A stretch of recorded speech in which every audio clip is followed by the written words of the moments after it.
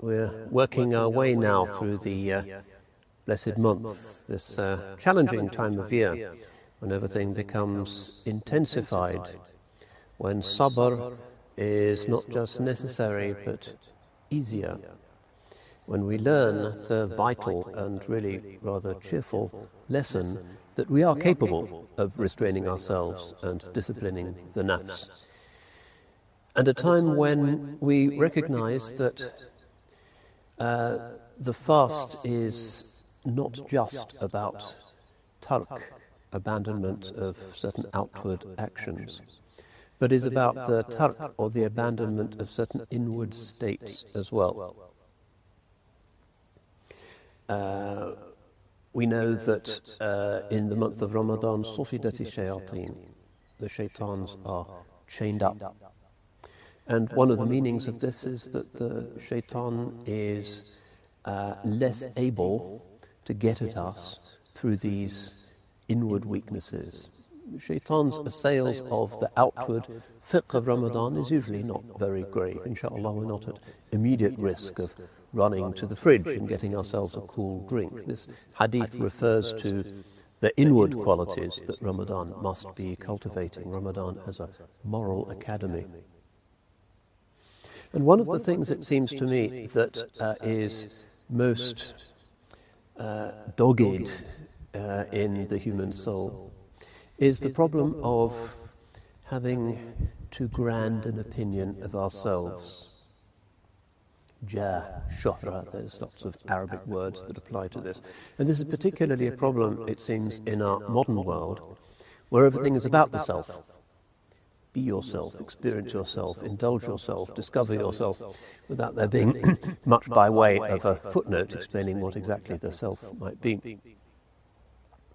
But the self which wishes to boast, which wants to strut its stuff and flex its biceps in front of an admiring public, the self that wishes to be the qibla of mankind, but which nonetheless turns out, if we look within ourselves and consider what it actually is, to be a rather cobwebby, weedy, ghost-like thing without much substance.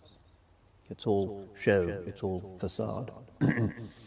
Does seem to love covering up its own sense of weakness and feebleness and its own knowledge of what it's really like, if it has that knowledge, by producing a facade which it shows to human beings. So we are a different kind of person with different sorts of people. Now, there is a way in which that can be morally appropriate. And this is why he says, sallallahu alayhi wa sallam, umirtu an unzila an-nasa manazilahum. I've been commanded to deal with people according to their state, according to their level, to what they are. So necessarily, the way in which we speak to a new Muslim is going to be different to the way in which we speak to a grey-bearded sheikh.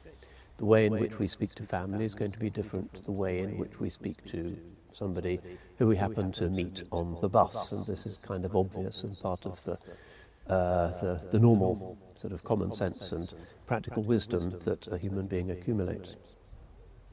But the state within us that wishes rather desperately to be admired, this is problematic.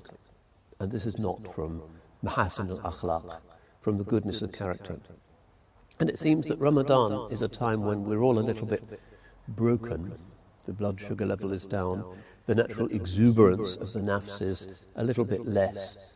Sufidati shayateen, the devils are chained up. When we can start to be a bit more attentive and mindful to the way in which we present our public image to the world. How do we wish to be thought of? And this has become something of a modern epidemic, because it can be electronically quantified. All of those teenagers and influencers and YouTubers who are absolutely desperate to get as many likes as they can and take this to be an affirmation of themselves as human beings. They crave public adulation. And this is a very worrying, because very transient and invariably wrong way of behaving towards Bani Adam. Humility is one of the most beautiful virtues of the religion.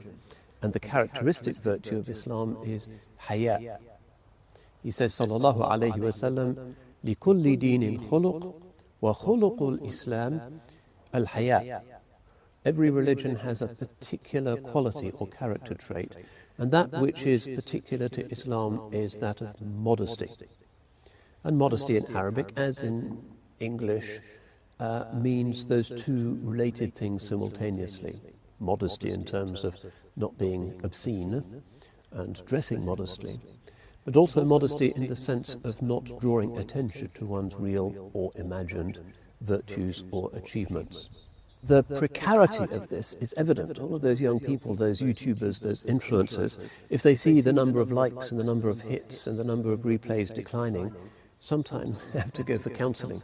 They feel that their self has been diminished because their self is only affirmed by the affirmation of others, unknown others, perhaps perverse, strange others, perhaps robotic others. They have no means of knowing whether the esteem of those others is actually something which one would wish for in any case. So we have in our religion this very drastic way of talking about superbia, pride, which is said traditionally to be the greatest of the 7 deadly sins. And its related issue of jah, hubb al-jah, the love of status. And the Holy Prophet, alayhi salatu wasalam, when he speaks of this, uses quite absolute and intense language.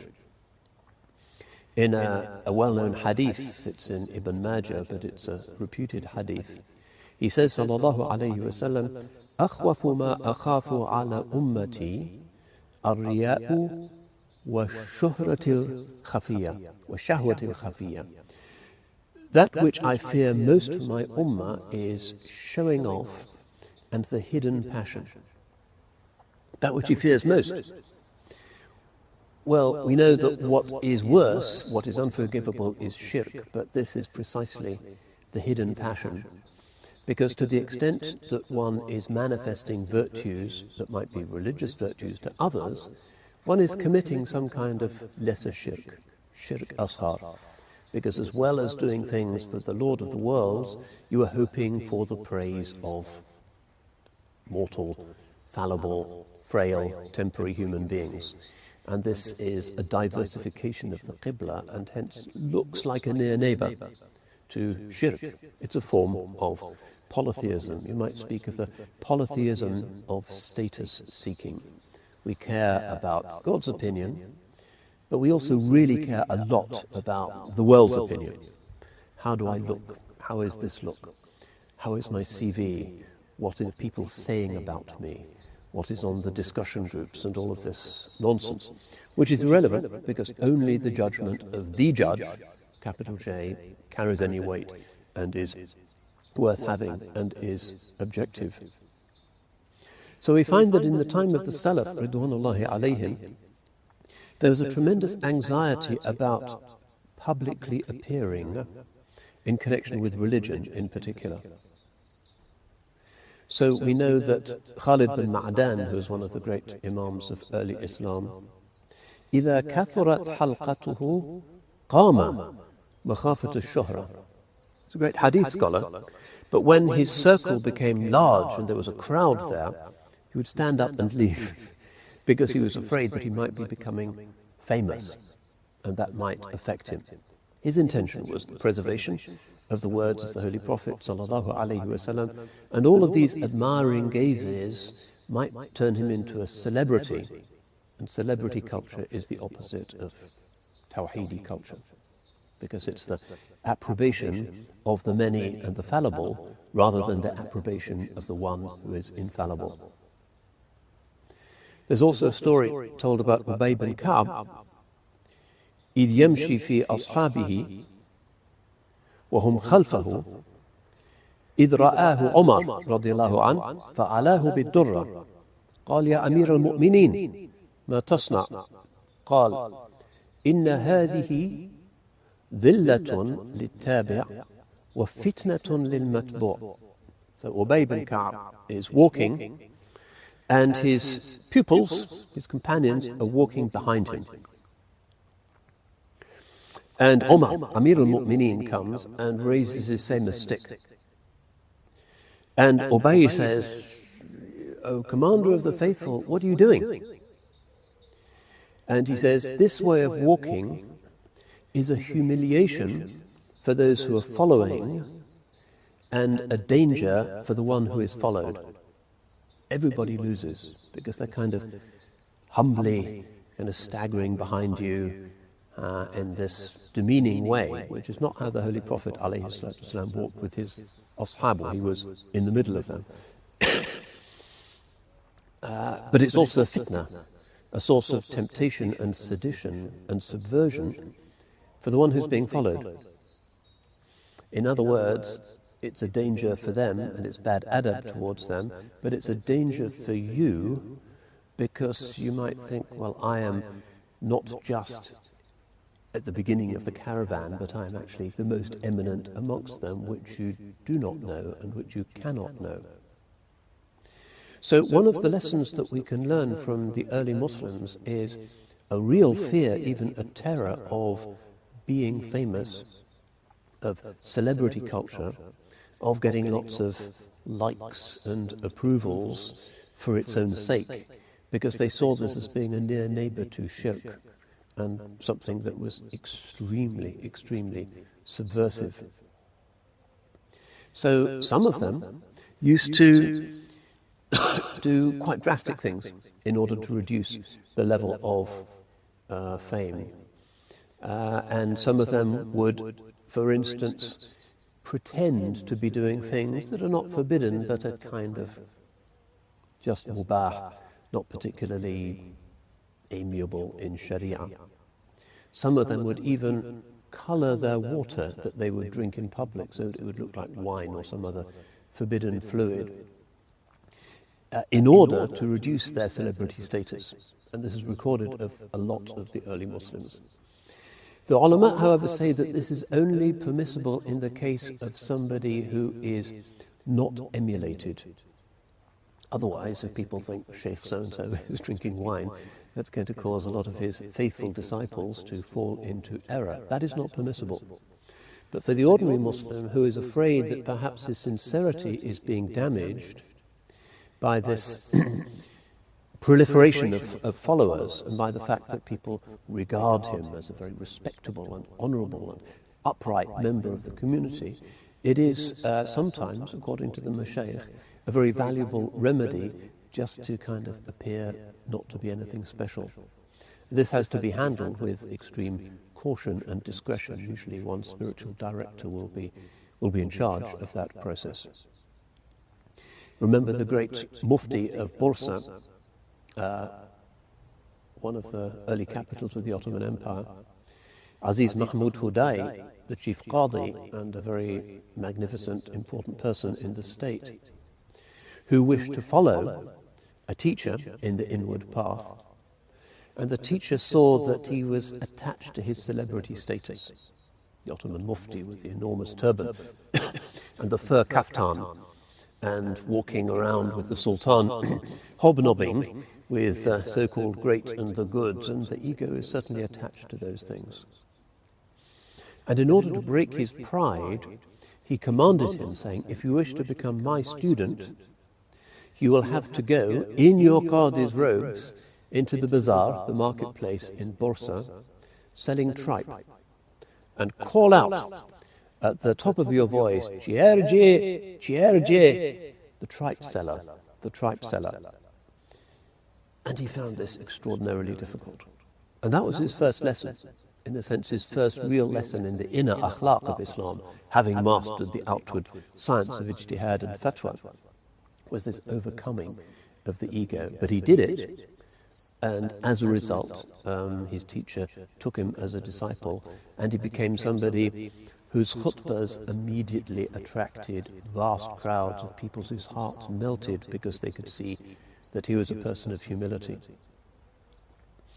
In our time, this fitna of which Sayyidina Omar speaks, the fitna of having admiring disciples and pupils, has become genuinely subversive. The Grand Mufti of somewhere, the secretary of some Islamic university, the Minister of Religious Affairs with his state limousine and hobnobbing with useless generals and other not inspiring personalities, has become a genuine fitna. And some of them manage to escape that fitna. Others are carried away by it and become inwardly just a kind of feather blown by the wind. Nothing there. And this, again, can be a fitna for those who follow them. If the mufti is known to be somebody who really cares about which angle the photographer is taking his portrait from, somebody who makes sure that he's in the front line at the state banquet and is served with the best things, that he has a new 500 series Mercedes and gets into that world, well, that's real subversion of prophetic religion, and people will be disillusioned by that person.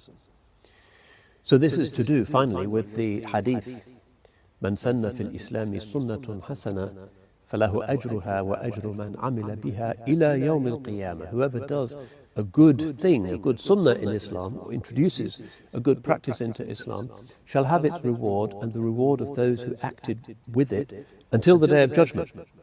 But conversely also, the sunnah sayyah, the bad thing that person represents, one is, if the shepherd is corrupt, then the flock are likely to be in danger. So, to conclude, this issue of status, of seeking to be a celebrity, كفى بالمرء من الشر أن يشار إليه بالأصابع في دينه ودنياه. It is a sufficient evil for somebody that people should be pointing at him because of something he has in deen or in dunya. And we need to be constantly vigilant of this. And it doesn't just apply to scholars and billionaires and YouTube influencers and other celebs.